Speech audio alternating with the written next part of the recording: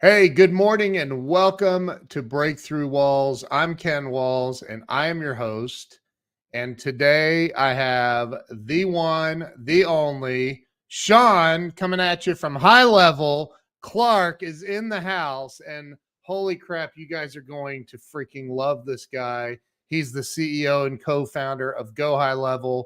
And I've been just for years been wanting to get this guy on the show, and here he is. So stay with us. We'll be right back. Do me a favor and share this thing out to everybody you know and every group you have. Share it everywhere. Thank you. See you guys in a minute.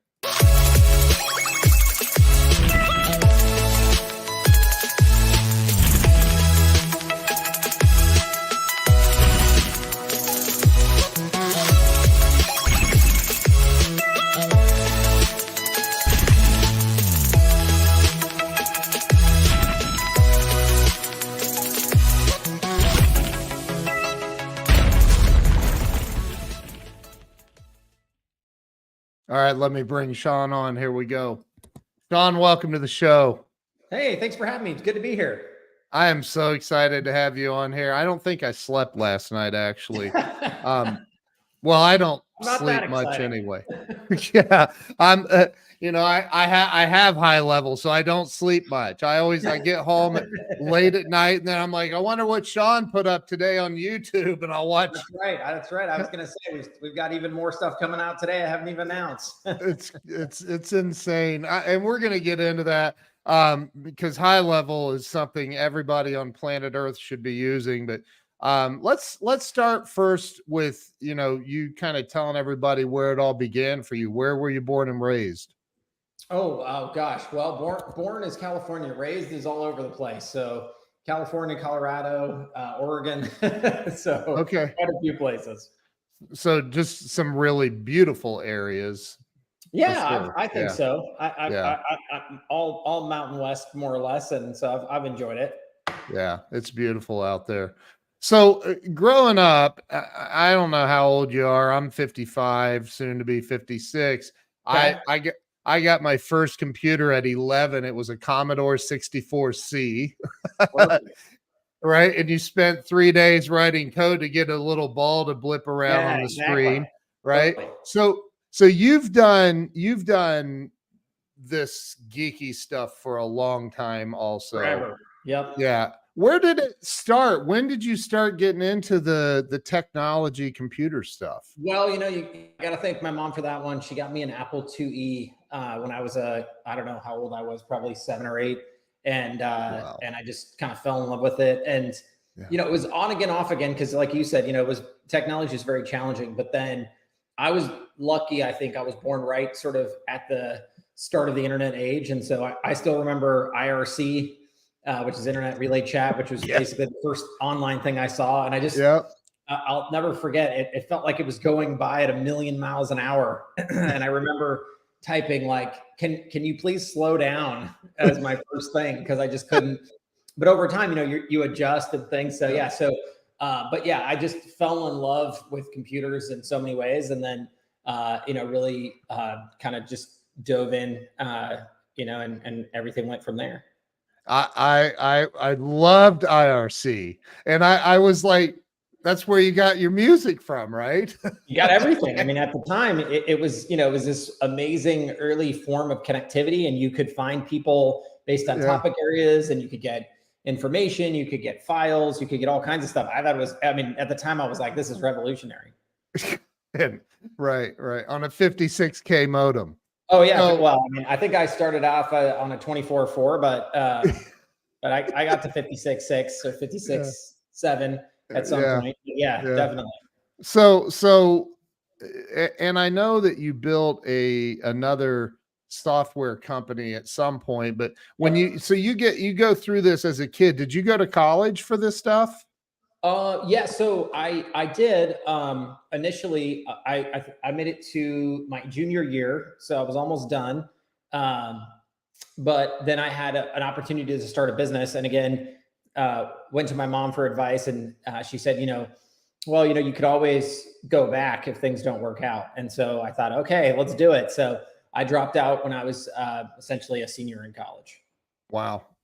Well, you made it further into college than I did, so Well, congratulations. and actually, I had already worked in industry. Probably, I was really lucky. I live in Oregon. There's a big Intel presence here. I got an internship when I was about 15 at Intel, and then I ended up working at a marketing advertising company that was doing at the time something really exciting. They were called websites. But I was definitely working in industry prior to going to college. So I had a really good idea of what it looked like on the other side. And so prior to attending, so when I went, I think I was a little more, if not focused, certainly I knew what the heck I was in for on the other end, whereas most of my fellow peers had no clue what they were getting into. Yeah, I built my first website. Do you remember Hot Dog HTML editor? Of course. Yeah. 100%. And then, I mean, PHP came along, but I'm trying to remember. Before that, there was what was the Microsoft version? I can't even remember. Oh, it wasn't Visual Studio, but they had their own version of this. But yeah, it was all tag based. Front page. Yeah. And then I remember CGI bin, using Perl scripts and stuff, all of that. So I remember all those days. I was there for all of it. Yeah. People don't even know, do they? Like, yeah, they don't. But at some point you also you just don't get any love trying to explain it. So you just give up. Right. So you as a junior, senior in college, you decided to start a business. What was that? Oh yeah. So it was an answering service, which sounds pretty crazy, but basically what had happened is the .com crash had happened the summer before. And I had met this guy who he had this idea of nationalizing answering service. And then, this is where you have to explain a lot of old things, but you basically it used to be that long distance, you had to buy long distance from a different provider than local because there were these monopoly laws that had broken up Ma Bell and AT&T and all that.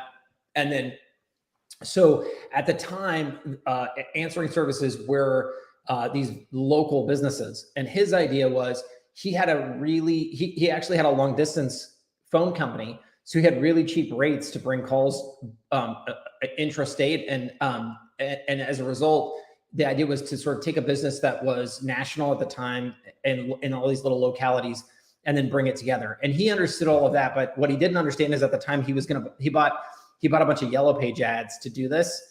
And at the time, Yellow Pages were the thing, right? But I had just come off this thing with this marketing and advertising company, and I'd seen the dawn of the internet. And so right about that time, I said, well, you really need a website. So we got a website, and then Google Ads came along.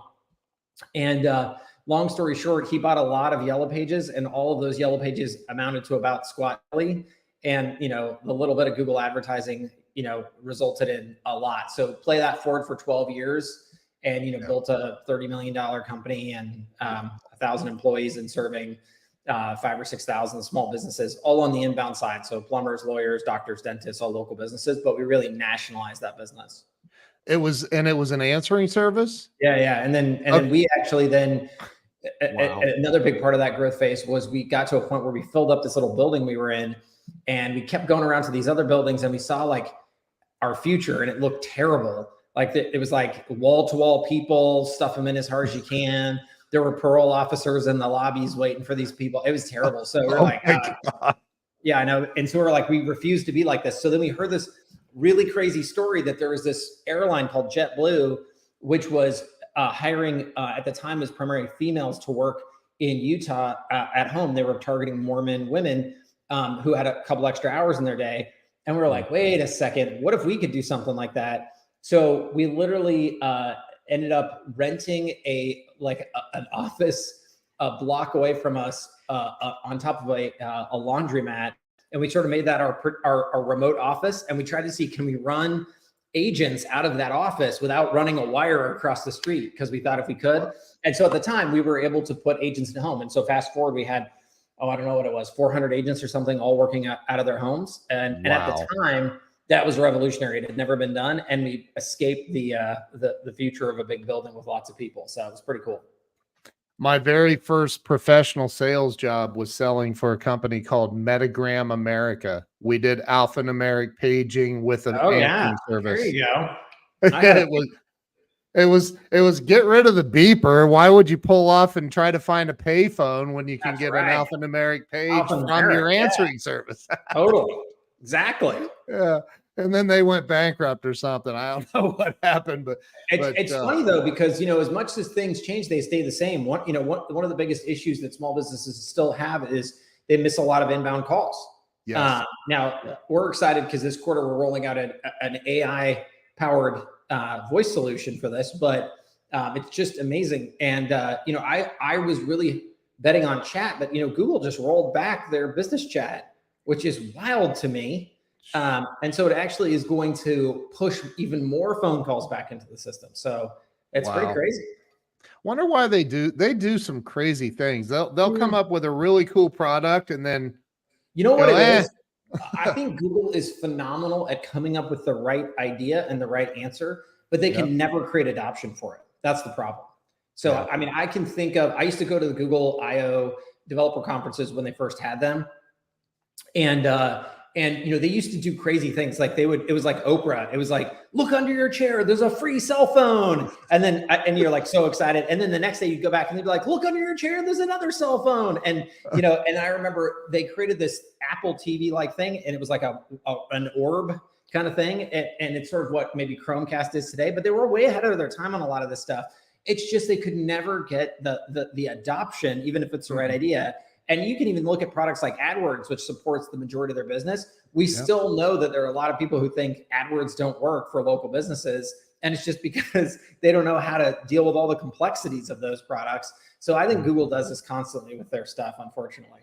It seems to be that, and Facebook, and they make it so complicated for I know how to do it, you know how to do it, but the average person's like, what the heck? This is like a foreign language, Totally. I don't know why they do that.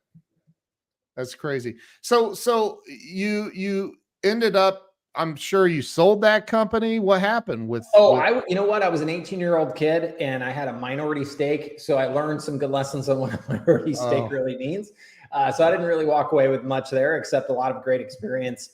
And really a focus on to my next thing, which was my first software company, InvoiceSherpa, where I did automated accounts receivable, grew that to about 1,000 customers off my kitchen table. And that I did sell, sadly not enough to retire on a beach, but enough to start my next venture, which there were a couple of small failures in between, but eventually became HighLevel. So that's kind of my run. So talk about there's a lot of, you probably know Jamie. I know you know Jamie Green. And what's funny is I picked Jamie up at the airport to take her to your conferences here in Dallas I'm not even going to. She's like, why aren't you going? I'm like, I don't know. I didn't sign up. Come on, man. You gotta fix that. I know. But so okay, you and I had talked, I think Joe Soto introduced us or somebody way long ago, and I didn't sign up for HighLevel, and I'm an idiot for that. I know. But I just didn't. I was like, I got this jobby thing. I got all these things. Shiny object syndrome all over the place. Yeah, right. And so look, Jamie's saying, I told him he needed to be there. Good job, Jamie. But and then a year later, somebody else, Joel Burr, he's like, hey man, you really got to look at this. And some other people. Yeah, he's great. And so I finally said, okay, I'm taking the leap. And my question for you is, why did you start this? It does solve everything. It does. So I think it's important to understand, like, what we are today is certainly not where we started. So, when we first started with my previous business, I had met a lot of small businesses. I knew they needed more sales. They'd all told me that. And so our initial version of this was really super basic. It was two-way text messaging and reputation management. And my theory was, well, gosh, these are the most basic of things that I would tell every small business they need. Let's go out and sell that to them. And we knew 1,000 businesses. So I thought we had this leg up. I just figured, we'll call all these guys. We'll tell them about this. They'll buy it. It'll be amazing. And at first, that's kind of how it worked out. We'd call them. They all bought. And we're like, wow, we're off to the races. But then 2 weeks would go by and they would cancel. And we were just beside ourselves because we're like, wait, we showed you the demo, right? Did it not work that way? Like, oh, no, it worked that way. It's just, we just don't have time to learn how to put this into our business day to day. And for two software engineers, because the original two co-founders is me and another guy who's Varun, who's a software engineer. It's just sort of like, that's the worst thing you could imagine. It's sort of like, yes, you created the most amazing product, but and it does everything you said it would, but I just don't have time to use it. And so we just didn't know what to do. And lucky for us, we got a cold call from a marketing agency who was serving a co-customer of ours at the time. And what he really opened our eyes to is the fact that, yeah, most really successful small businesses, they are successful because they focus on what they're good at, and they work with somebody else to really understand the technology and the marketing and those types of decisions. And so it was really that insight that we pivoted to that has brought us to where we are. So we really said, look, in order to truly help a small business, we need to first help, at the time, what we called a marketing agency, but now has expanded quite a bit. And that was really the sort of aha moment that got us to where we are today. Okay, so how do you, and this is more, I guess, of a personal thing, how do you let go of the control factor? Like, because I'll have these great ideas and I'm like, God, this is great, this is going to be phenomenal, and I probably should bring people in to handle those ideas, but I'm like, I gotta have control. How do you I mean, I think it's all about recognizing your customer as the expert. So I guess what's really nice actually of how this worked out is we didn't end up selling to the average, small business owner who honestly knows their craft very well, but their craft is not sales or marketing software or sales and marketing in general. And so when we end up selling to agencies, it was great because we were really talking to the people every day who were in the field, who understood the real need of the business and how the business wanted that specific feature to exist. And so I think when you take that position, like, you're not there to serve your own interests, you're there to help serve the interests of those customers all the way back into the software design. I think that mindset is really where it's at. So for me, it became like, wow, I can't wait to talk to these people. They're going to tell me all the answers. And they have. I mean, we've really, again, we didn't just benefit from finding a customer base. We benefited from finding a knowledge base of people. And it's not a static knowledge base. Every single day, these things are out there in the world moving. And when you have all of these people constantly seeing the changes, they see the things that work, they see the things that don't work, and they're bringing back the best of the best to you. It's a pretty cool cycle. And it lets us build a product that really quickly answers what the market really wants versus maybe what sounds good or what we think is a good idea and all that. It really cleans out that whole process.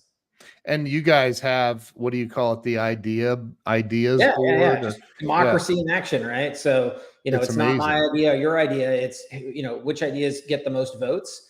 And, it's amazing how, it's certainly an imperfect system, but it's the best we've seen. And it's rarely the case that, there's some big, huge, massive, amazing idea that gets no votes. Right.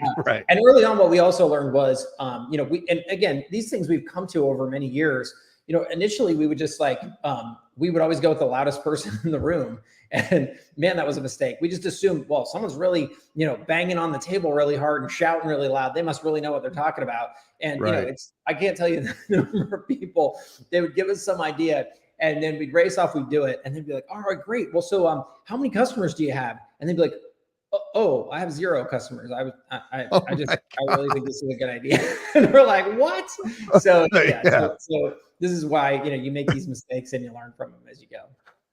I think, and for anybody watching that's not familiar with GoHighLevel and this whole democracy process he's talking about, there's an ideas board, and people like me or customers can go in and say, hey, we really would love to see this feature. And then if enough other people vote on it, like, it's done. Like, in fact, it's funny. It's not even the standard isn't even enough now. So what happens is we have product teams that are assigned to different product areas, and they literally just go into the features list or the ideas list, and they sort by votes, and they just work their way down every quarter. Wow. So if you have 10 votes, and I mean, very few things these days have 10 votes, but if you have a small number of votes on an idea, as long as relative to the other votes in that section, that's a large number, you're going to win, and your feature is going to get built. It's amazing, and it's because, and I know you've experienced this. Listen, I've strongly considered building a project management system because it seems like everyone that I've ever used like has some really cool features, but it's missing things that I really.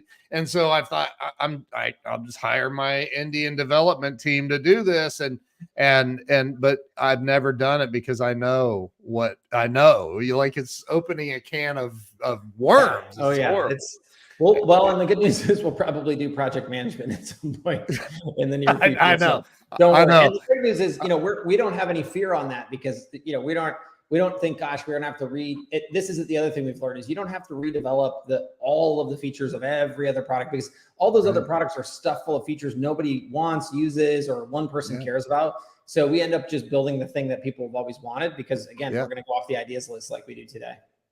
And I've said, look at Jamie. Jamie is really pimping you out.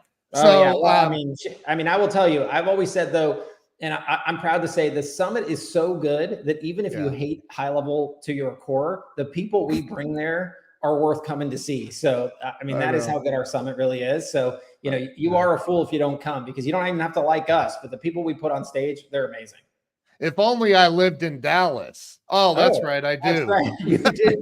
I don't even live in Dallas and I make it to the summit. So, if I can make it, you can make it. I know. I'll be there. So is that like the Statler out your back window there? I don't know. You probably that's green. That's a green. That's New York. But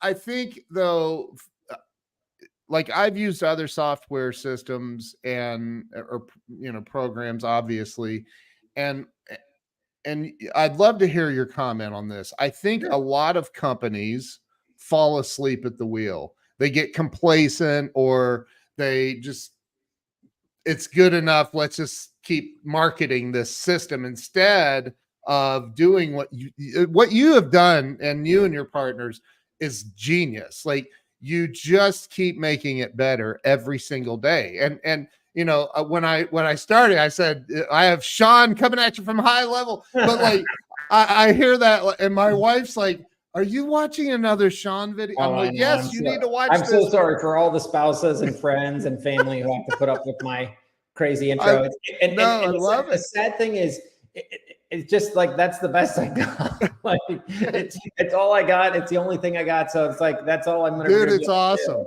It's your signature now. I love it. So no, but I think though, I mean, there's a couple of things. So one, I think a lot of companies say they're very like customer centric. And I think that, first of all, the word centric is too fancy for me.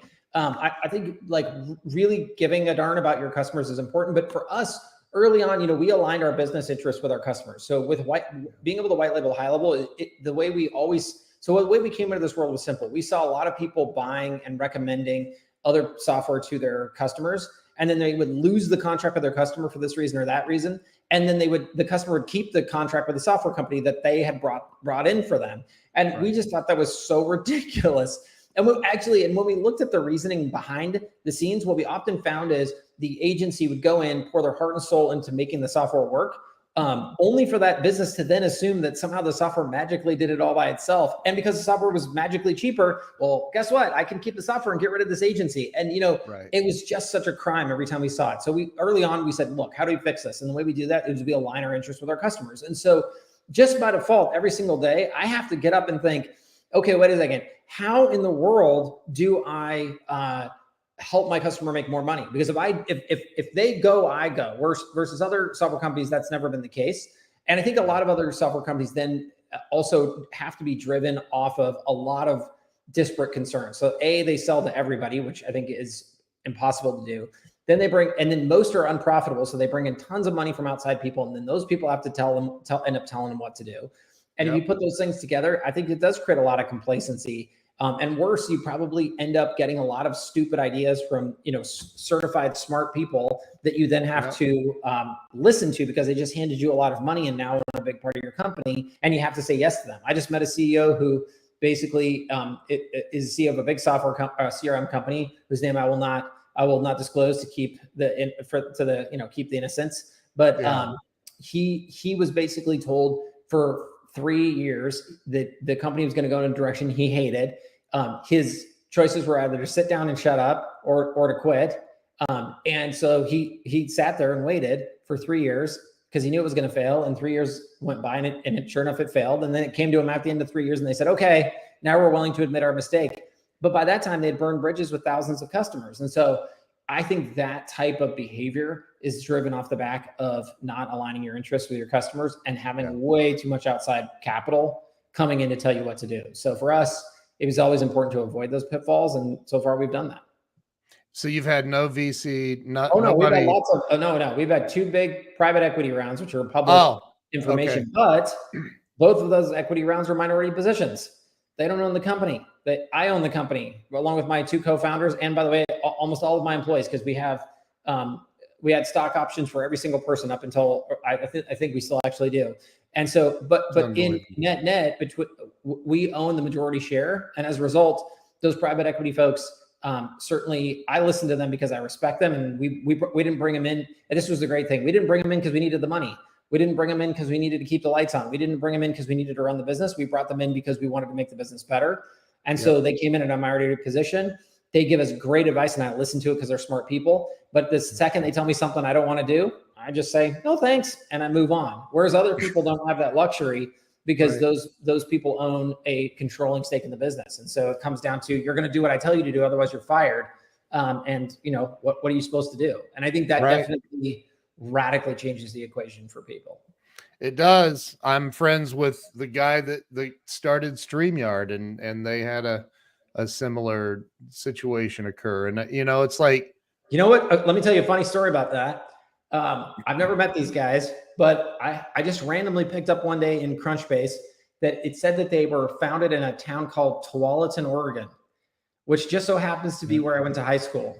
No. And so, so I ended up looking up, I looked at their address, and the funniest thing is their original office was in a little, and I would say this to their face, but kind of crappy strip mall above a liquor store.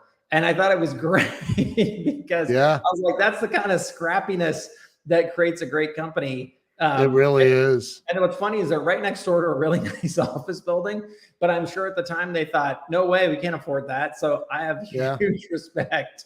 And they did. I mean, they I don't know how many hundreds of millions they sold for, but they did. And then they were kept on as consulting or whatever. But they're out of the game. I mean, you know, once you they are now. Once you step out, you're done. And you just got to know that that's the game you're playing. If that's the game you're playing. I think where I see people run into a big issue is they don't think they're playing the game, and then they take some money and then they get hamstrung between loving their business and wanting to see it grow, and then now being controlled by other people. But I was fortunate. I saw some people make this mistake early on, and I said, we're never going to do it. So far we haven't, and I don't plan to do it. That's awesome. And I that's another thing that, you know, I genuinely see this in you, primarily you're the face of the company. I don't see your other 2 partners much because I don't attend the events. Yeah, that's right. I will. Exactly. I could drive downtown and meet them. Pull out your front door. In fact, for all you know, my other co-founder who does live in Dallas, by the way, he's probably your next door neighbor. Right.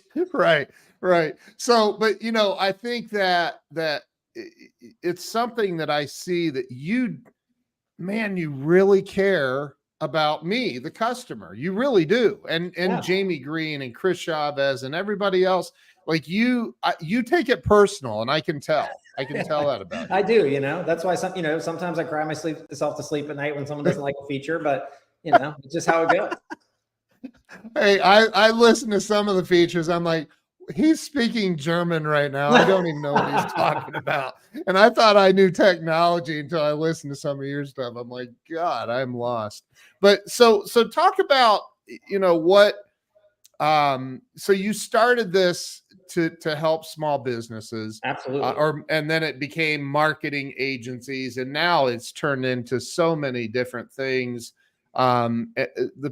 The things that, and I've found myself when I'm talking to customers about, oh, you need to get high level, it'll change your life. And they're like, what's that? I'm like, it's It's everything. Yeah, right. Like, it's everything you need, really. Just, if you've ever prayed for this tool for your business, they have. That's it's right. in there. And if it's not there today, it'll probably be there next week. So don't sweat it.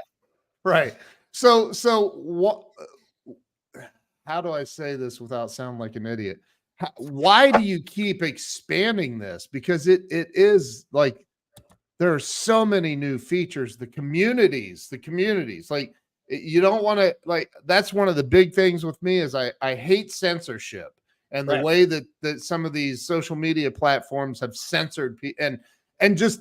I have a friend, somebody just told me recently they had a group of like 17,000 people in a Facebook group, and Facebook didn't like a post or something, deleted the entire group. Like it's gone I didn't even forever. know that was a thing. That's insane. That's insane, right? So you have set up this communities thing. Yeah, 100%. And you can have your own private community inside of communities are huge. Totally. They're huge. You can have learning in there. You can have all the things. Like, totally. Why do you keep growing this thing though? Why do you keep adding new features all the time? Because you are every day. Like, our customers keep telling us they want more. That's it. No one's. They haven't all said, "Nope, you did it all. Congratulations." Wow. We got so as long as they keep giving us new ideas, we're going to keep building them. Wow. If anything, we're going to go faster because we've got about 300 engineers on staff now, but we should have about 400 by the end of the year. Now you have I heard somewhere there's like 800 or some 1,000 employees around the globe. Almost 1,200 employees now. Oh my God. Jeez, man. That's the other thing. Customer service. You have live Zoom support. It's 24/7 now, isn't it? 365. You betcha. Like if you as a customer have an issue, and I've used it, I've used the heck out of it. You can jump on Zoom and somebody way smarter than you will get on there and solve your problem. Yeah, it's insane. Great. Yeah. I mean, so I'll tell you, we always knew, and I say this to this day, like the greatest software without the greatest customer service is worthless. Like I love our engineering team to death, and I am an engineer and I love the power of features, but I also understand that without the customer service to back it up, it just doesn't exist. I mean, look at Google. They're a great example. The best engineers with in fact, I remember the first time I ever went to the Google campus, it was just all engineers. They had no customer service people. And in the early days, I mean, this is where, we're big consumers of Amazon Web Services and Google Cloud. And I would say pound for pound, the Google version of whatever is always superior from a technical perspective. They just have the smarter engineers in the room. But if you go look at the sales, Amazon sells way more of their version of it. And it's always been since the get-go, because, when you have some idiot like me who has a question, Amazon has a phone number I can call, and Google's like, go read the docs, good luck. And so I just knew early on that was important. And, we try to figure it out because a lot of people do like the traditional chat situations or the traditional phone call, wait on hold situations. I hated those. And so what I did is I went into a Verizon store and I loved how they checked you in. And then they also do this at like the Xfinity store. And, no one likes to wait at all, blah, blah, blah. But having an immediate person come and be like, hey, welcome to Verizon. What do you need today? Okay, great. Let me get you all checked in. I was like, man, this is a great experience. And then from there, I actually hung out in the lobby. And look, there's other people, there's other humans that are waiting for help. So you kind of chat, oh, hey, what do you do? And this and that. Yeah. So there's a social element. So I was like, what can we do to do that? And so that's what the Zoom support is for us. It's hey, you get immediately checked in. And you're hanging out there with other users, and it's amazing to get situations where someone will be sitting there waiting, and they'll ask someone else who's a customer, hey, have you ever experienced this? And they'll get their answer, and boom, they'll be done, they'll be out without ever having to talk to our people. So I don't know, I've loved it from the beginning. I still love it, and we'll keep doing it. It's phenomenal. People don't even know. There's people I know, you have customers that have never experienced it. I know. In fact, we are doing more work right now on the onboarding experience to try to force people to jump into that room. Because the other thing we've actually seen is the success rates across the board. If you get into a room, go way up. And so it's just a huge thing. And I think sometimes people think, oh, it's software, it's self-serve, this and that. But I just think we all run into situations where we need a little extra help, and being able to jump in and talk to a real person, it's just worth a lot. I recently, and you know about this, had a friend and client of mine, Jim Keys, who's the former CEO of 7-Eleven and Blockbuster. He flies all over on his own jet, so he's done all right, Fancy. I guess. Yeah. And so he hits me up and he says, hey, I've got this deal with Mr. Beast, and Mr. Beast is going to hold up my book at the end of his video and blah, blah, blah. I need you to help me with something that'll handle millions of people hitting a site at once. And I go, I'm sorry, I speak no English. I said, what do you, okay. So, and then I called, I reached out to you. I reached out to Joel Burr, and you said with so much confidence, absolutely any amount of traffic you can throw at us, we can handle. Totally. And it did. It handled it perfectly. It was unbelievable. So awesome. It was so freaking unbelievable. So this isn't a commercial for GoHighLevel. I didn't want it to be that. But it's kind of hard to talk to you about GoHighLevel without. Yeah, I mean, I feel like we're really helping a lot of people, and the more people we can help, the better. And again, I think what you hit on earlier is the most important aspect, though. It's community, right? Like, yes. We didn't get here because we're so smart or we're so amazing. We got here because we have the best community out there. And when I say that, I mean it. It's composed of the most experienced people. And I think when you can get the expertise of people, like, we're all really good at something, but we're all also still learning and not very good at other things. And if you can get the experience of other people who are better at things than you are into a product, it's pretty phenomenal, because you can benefit from all of those learnings and that experience without even ever having to connect with somebody. It just falls into place. And so I think our community is easily our biggest asset. I have to agree. The Facebook group alone has what, 70,000? I don't even know how many thousand people and growing. 70,000. It's the biggest Facebook group I've ever been in. 70,000 customers who actually are in the business of marketing professionally and sales professionally. So you're not getting, the average, lawn care guy in there who probably, no offense, rocks at that craft, but sales and marketing, not so much. And you can go, that's the other, speaking of the community, you can go into the Facebook group. I've done it. Hey, I need to know how to do this with some CSS code. I can't figure it out. And I mean, yes, there's people trying to sell you their service, but for the majority, it's people going, here's the code. Take this, go use it. Totally. A very collegiate environment, 100%. People are there to try to help each other. So cool. It's so cool. And another great place that happens is at our events. Well, the next SaaS literally starts on my birthday, man. July. Just come to the October event. You'll love it. Yeah. So you probably have to walk all 6 blocks to get there. Yeah, I live way north of downtown. But, but I have a car. I can drive. Okay. But yeah, and Jamie's saying it too. Their events, I know. So I dropped Jamie off at the event. She flies in to Love Field. I pick her up, take her to the event. I go, have fun, high five, and then I pick her up 3 days later, and she's like glowing, and she's like, "You're an idiot for not being there." And I'm like, and I was gonna buy you dinner, but now, so no, I know I gotta be there. I'll be there. So Shaun, listen, I could talk to you literally all day. I know you don't have that kind of time. You have a bunch of new product releases. I'm sure. I know. I can't wait. I'm going right to the release list right after this. It's unbelievable what you're doing, man. I would say, I'll say it publicly. Thank you, because you've literally changed my life and my family's life by what you've created. It's helped me, like, oh my God. It's just helped me. It's beyond anything I ever could have imagined. So I'm very, very grateful for that. The product, the service, everything that everybody needs to market their business on any level. It doesn't matter.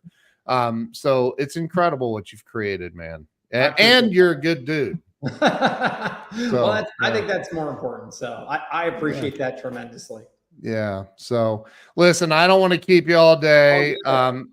I want to say, is there anything else you would like to say to everybody watching. No, Like, I'm happy to be here. I'm excited what we're doing, and you know, I'm happy to keep being on the journey with all of you, and I can't wait to keep making the product better. And again, with your help and with your direction. Wow. See what I mean? The humility. So Shaun, thank you so much. I appreciate you coming on today. Thanks for having me on. Yeah, and I will definitely see you in October, maybe even July. We'll see. Oh, hey, who knows? Yeah, I might get crazy. If you could hang on for a minute, though, not hang up on me. I'm going to end the live stream. Everybody, make sure you go follow Shaun everywhere on all the social medias. Go to GoHighLevel.com, or you can reach out to me and I can help you with that. But it's phenomenal. So Shaun, thank you so much. We'll see you guys later. Hang on, don't go anywhere. All right, see you guys.